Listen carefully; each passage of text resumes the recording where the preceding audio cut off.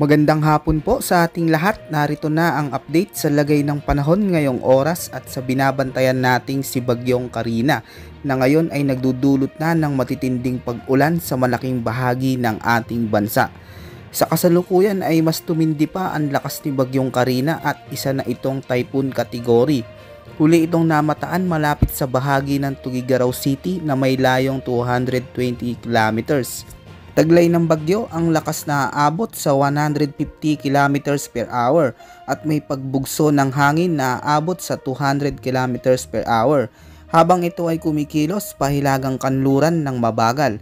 Dahil sa dala nitong malalakas na pag-ulan ay itinaas na sa signal number 1 ang Batanes, silangang bahagi ng mainland Cagayan, eastern portion ng Babuyan Island at dito sa bahagi ng kanlurang bahagi ng Isabela.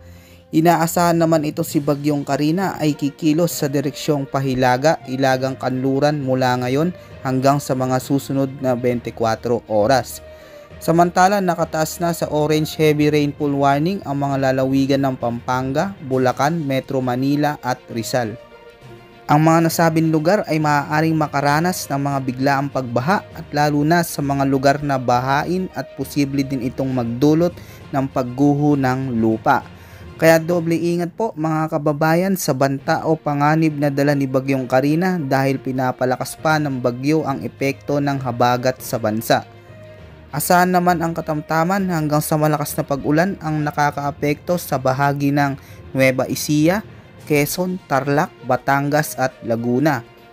Bukas naman ay mataas ang tsansa ng mga matitinding ulan sa western section ng ating bansa kabilang ang Mimaropa, Zambales, Ilocos Region at Bataan.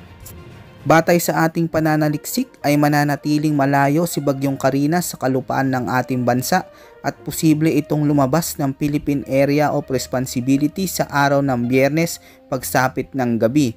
Ito ang latest ulat panahon sa oras na ito. Maging handa po mga kababayan at doble alerto sa anumang panahon at pagsubok na darating sa ating buhay.